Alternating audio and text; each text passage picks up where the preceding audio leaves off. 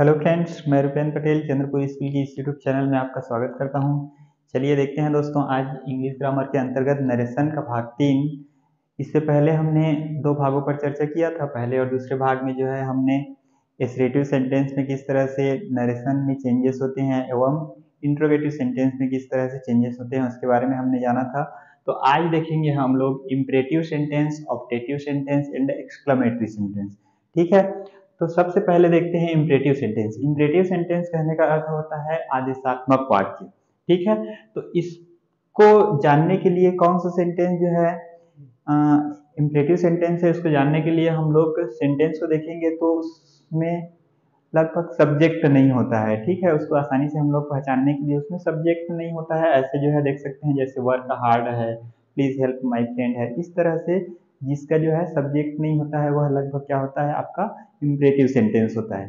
ठीक है दोस्तों, तो देखते हैं इसमें इम्परेटिव सेंटेंस में किस तरह से परिवर्तन करना है। तो सबसे पहले इसमें तो सेड या सेड टू के स्थान पर अकॉर्डिंग टू सेंटेंस का यूज करना है। ठीक है, सेड या सेड टू के स्थान पर अकॉर्डिंग टू सेंटेंस।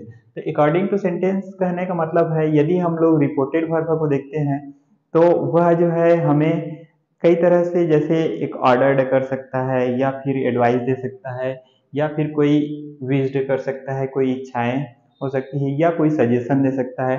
तो इस तरह से पहले सेंटेंस को अच्छे से पढ़ेंगे और उस रिपोर्टेड वर्ब को देखेंगे। तो रिपोर्टेड वर्ब जो है हमें ऑर्डर कर सकता है या एडवाइस कर सकता है या कोई सजेशन दे सकता है, ठीक है, या रिक्वेस्ट कर सकता है।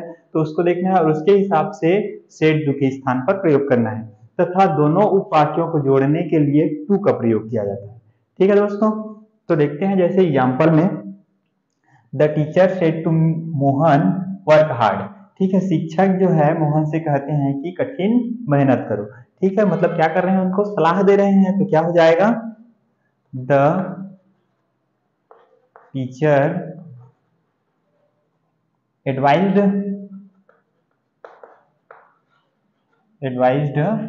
Mohan to work hard. ठीक है दोस्तों, इस तरह से सेड या सेड टू के स्थान पर अकॉर्डिंग टू सेंटेंस, जो भी सेंटेंस बोलता रहेगा उसके हिसाब से जो है यहाँ पर प्रयोग करना है। उसके पश्चात दोनों उपवाक्यों को जोड़ने के लिए टू का प्रयोग करना है। ठीक है, एक चीज और, यदि जो है अकॉर्डिंग टू सेंटेंस हमें समझ नहीं आता है, मान लीजिए कहीं पर जो है समझ नहीं आता है कि सेंटेंस जो है हमें एडवाइस कर रहा है या ऑर्डर कर रहा है या फिर कोई रिक्वेस्ट कर रहा है, ये समझ नहीं आता है, तो उस कंडीशन में हम सेड टू के स्थान पर जो है आस्क्ड का प्रयोग कर सकते हैं। कहीं पर भी आस्क्ड का प्रयोग कर सकते हैं, वह जो है कभी भी गलत नहीं होगा। ठीक है दोस्तों, लेकिन यदि समझ में आ जाए तो उसके हिसाब से ही हमें प्रयोग करना है। ठीक है, जैसे नेक्स्ट है he said to me please help my friend. ठीक है, तो वह मुझे कहता है कि प्लीज हेल्प माई फ्रेंड। तो क्या कर रहा है, रिक्वेस्ट कर रहा है। ठीक है दोस्तों, तो रिक्वेस्ट कर रहा है तो उस कंडीशन में क्या हो जाएगा, ही रिक्वेस्टेड हो जाएगा। He requested me to help my friend, तो क्या हो जाएगा, टू हेल्प हिज फ्रेंड हो जाएगा। ठीक है, ठीक है दोस्तों, इस तरह से इम्परेटिव सेंटेंस में क्या होता है, सेड या सेड टू के स्थान पर अकॉर्डिंग टू सेंटेंस का प्रयोग करेंगे तथा दोनों वाक्यों को जोड़ने के लिए टू का प्रयोग करेंगे। ठीक है, अब नेक्स्ट देखते हैं ऑप्टेटिव सेंटेंस। ठीक है, ऑप्टेटिव सेंटेंस का अर्थ होता है इच्छा सूचक वाक्य। ठीक है, तो इच्छा सूचक वाक्य, इसमें जो है क्या किया जाता है, अपनी इच्छाओं को जाहिर किया जाता है या प्रार्थना किया जाता है। तो उसके लिए भी सेड या सेड टू के स्थान पर किसका प्रयोग करते हैं, या तो फिर विज्ड का प्रयोग करेंगे या फिर प्रेड का प्रयोग करेंगे। ठीक है, विज्ड या प्रेड या फिर डिजायर्ड। ठीक है दोस्तों, सेड या सेड टू के स्थान पे किसका प्रयोग करेंगे, विज्ड का प्रयोग करेंगे या प्रेड का प्रयोग करेंगे या डिजायर्ड का प्रयोग करेंगे तथा दोनों उपवाक्यों को जोड़ने के लिए दैट का प्रयोग किया जाता है। ठीक है, और यहाँ अधिकतर मे का प्रयोग रहता है, तो उस मे के स्थान पर जो है माइट का प्रयोग किया जाता है। ठीक है दोस्तों, क्या करेंगे, सेड या सेड टू के स्थान पे या तो विज्ड का या प्रेड का या डिजायर्ड का प्रयोग करेंगे। ठीक है, और दोनों उपवाक्यों को जोड़ने के लिए दैट का प्रयोग करेंगे तथा जो मे रहता है उसको हटाकर मे के स्थान पे जो है माइट का प्रयोग करना है। ठीक है, जैसे एग्जाम्पल है तो क्या हो जाएगा, he said to me may you live long. ठीक है, तो वह जो है आप अच्छे अधिक उम्र तक जियो करके जो है वह क्या कर रहा है, प्रार्थना कर रहा है। तो क्या हो जाएगा, ही विश्ड मी। ठीक है, he wished me that you मतलब आई हो जाएगा, आई। अब मैं का मैं क्या बोला हूं, माइट का प्रयोग करना है, क्या हो जाएगा, माइट लिव लॉन्ग। ठीक है दोस्तों, इस तरह से एक और देख लेते हैं, जैसे father said may you succeed my son. तो क्या बोलते हैं, पिताजी जो है क्या कर रहे हैं, उसके लिए प्रार्थना कर रहे हैं एक प्रकार से, तुम जो है अच्छे से सफल हो जाओ करके। ठीक है, तो क्या हो जाएगा इसमें, फादर प्रेड लिख सकते हैं इसको, प्रेड दैट हिज सन मे का माइट हो जाएगा यहाँ, माइट सक्सीडेड। ठीक है दोस्तों, इस तरह से यदि ऑप्टेटिव सेंटेंस हो तो उसमें क्या करेंगे, सेड या सेड टू के स्थान पर विश्ड, प्रेड या डिजायर्ड का प्रयोग करेंगे तथा दोनों वाक्यों को जोड़ने के लिए दैट का प्रयोग करेंगे, एवं जो मे रहता है उसके स्थान पर माइट का प्रयोग करेंगे। उसके पश्चात देखते हैं एक्सक्लेमेटरी सेंटेंस। ठीक है, एक्सक्लेमेटरी सेंटेंस यानी होता है विस्मयादिबोधक। ठीक है, आश्चर्यबोधक।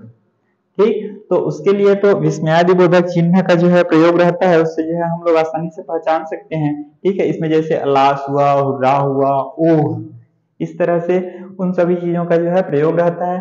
तो इसके लिए हम लोग क्या करते हैं, सेड या सेड टू के स्थान पर एक्सक्लेम्ड विथ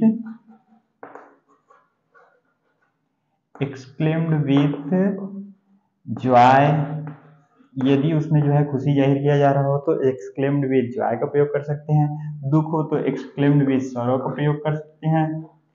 ठीक है, इस तरह से exclaimed with Joy, exclaimed with sorrow का जो है प्रयोग कर सकते हैं। ठीक है, या एक्सक्लेम्ड विद सरप्राइज का भी प्रयोग कर सकते हैं, जैसे कोई सरप्राइज दे रहा हो तो। ठीक है, ठीक है दोस्तों, इस तरह से एक्सक्लेम्ड विद जॉय या एक्सक्लेम्ड विद सॉरो या एक्सक्लेम्ड विद सरप्राइज का प्रयोग किया जाता है। ठीक है, तो जैसे देखते हैं example, he said last I am undone. ठीक है, वह कहता है कि मैं जो है बहुत खराब हूं या बहुत अच्छा नहीं हूं, तो क्या हो जाएगा, ही एक्सक्लेम्ड विद सॉरो, मतलब बहुत दुखी के साथ कहता है कि मैं जो है बहुत ठीक नहीं हूं करके। ठीक है, तो ही एक्सक्लेम्ड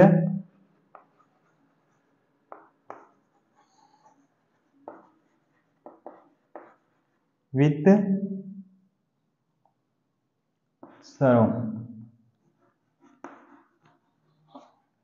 सरो तथा दोनों वाक्यों को जोड़ने के लिए इसमें भी क्या करते हैं, दैट का प्रयोग करते हैं। ठीक है, क्या हो जाएगा, सरो दैट आई का ही, इसके पश्चात कौन से टेंस में है, प्रेजेंट कंटिन्यूअस में है। प्रेजेंट कंटिन्यूअस किसमें बनता है, पास्ट कंटिन्यूअस में। क्या हो जाएगा, ही वाज अंडन।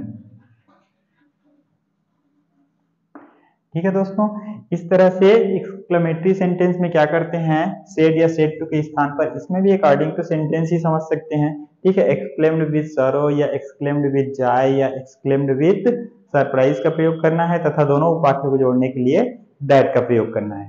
ठीक है दोस्तों, एक और एग्जाम्पल देखते हैं, the captain said hurrah we have won the match. तो जो कैप्टन है वह बहुत खुशी के साथ कहता है कि हमने जो है मैच जीत लिया है। तो क्या हो जाएगा यहाँ पे, the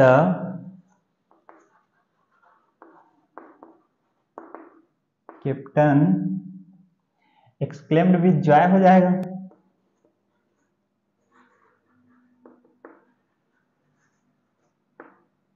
exclaimed with Joy that, दोनों वाक्यों को जोड़ने के लिए दैट। ठीक है, तो दे हैव है कौन से टेंस में है, प्रेजेंट परफेक्ट में, किसमें बनेगा, पास्ट परफेक्ट में। क्या हो जाएगा, दे हैड वोन द मैच।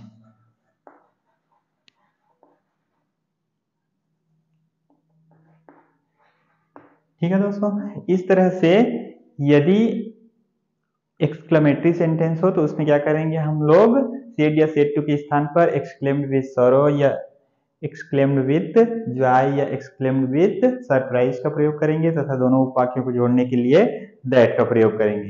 ठीक है दोस्तों, आई होप आप लोगों को जो है imperative sentence, objective sentence and exclamatory sentence में जो है किस तरह से नरेशन में परिवर्तन होता है, जब जो है डायरेक्ट नरेशन से इनडायरेक्ट नरेशन बनाते हैं तो किस तरह से परिवर्तन होता है, ये अच्छे से समझ में आ गया होगा।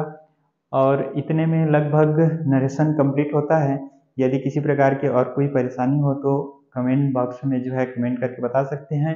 ठीक है, और वीडियो यदि आप लोगों को अच्छा लगे तो प्लीज़ लाइक शेयर ज़रूर करें और हमारे चैनल को सब्सक्राइब जरूर करें। Thank you friends.